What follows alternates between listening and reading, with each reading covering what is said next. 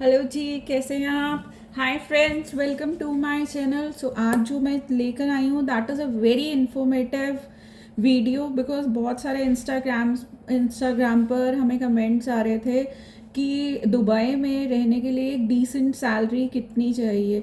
जी, Dubai में रहने के लिए डिसेंट सैलरी अगर चार आपके फैमिली मेम्बर्स हैं तो round about 20,000 AED to 30,000 AED चाहिए।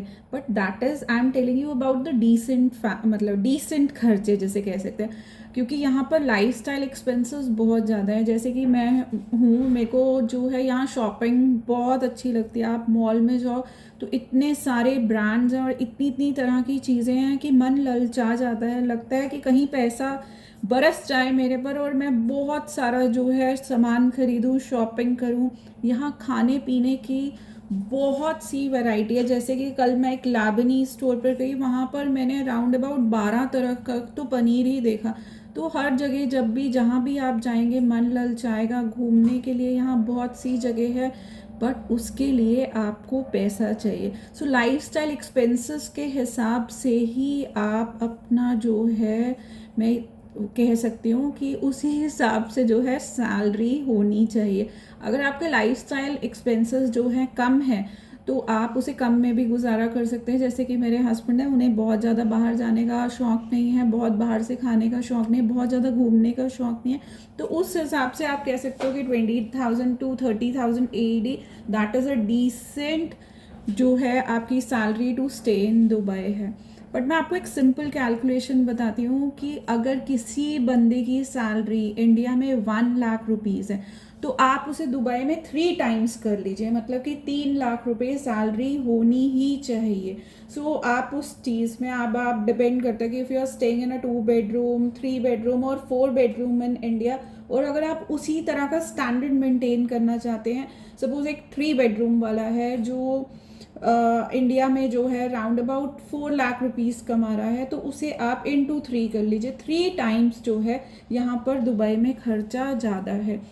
मैं ये नहीं कहती कि हर बंदा कहता है Dubai is expensive, Dubai expensive. जी, दुबई एक्सपेंसिव है भी और नहीं भी, बिकॉज इंडिया भी कईयों के लिए बहुत एक्सपेंसिव है और कईयों के लिए बहुत ही सस्ता है। सो इसी वे से दुबई भी कईयों के लिए बहुत एक्सपेंसिव और बहुत सस्ता है। बट द थिंग इज़ कि दुबई में the quality of life is really very good, no pollution. The food, जो फूड यहाँ पर है वो सारा का सारा बाहर से इम्पोर्ट होता है। Food quality is very good. तो आप भी समझ सकते हैं कि जब भी कोई चीज़ इम्पोर्ट होती है तो ऑब्वियसली वो एक्सपेंसिव होती है। आप मानेंगे नहीं कि मैं इंडिया में धनिया मेथी खरीदती थी, वो पूरा मिट्टी से लता हुआ आता था और उसे साफ़ करो, सब कुछ करो। यहाँ पर हर चीज़ जो है वो साफ़ होकर आती है, साफ़ वे से पैक होकर आती है। So you can well understand कि जब भी कोई भी कंट्री जो है डेवलप्ड होती है तो वो एक्सपेंसिव होती ही होती है। एंड अपार्ट फ्रॉम दिस, जो यहाँ का मेजर जो खर्चा है that is the rent. Then as the medical facilities, जो मेडिसिन है they are quite expensive over है। जैसे कि मेरे फेस पर रैशेज हो गए थे तो doctor told me to purchase, like हमारे वहाँ पर एवल सी जैसे चलती है, 1 रुपए की गोली आती है। यहाँ पर सबसे पहले तो पूरा का पूरा पैक आता है। You can not get a single गोली फ्रॉम द मेडिकल शॉप।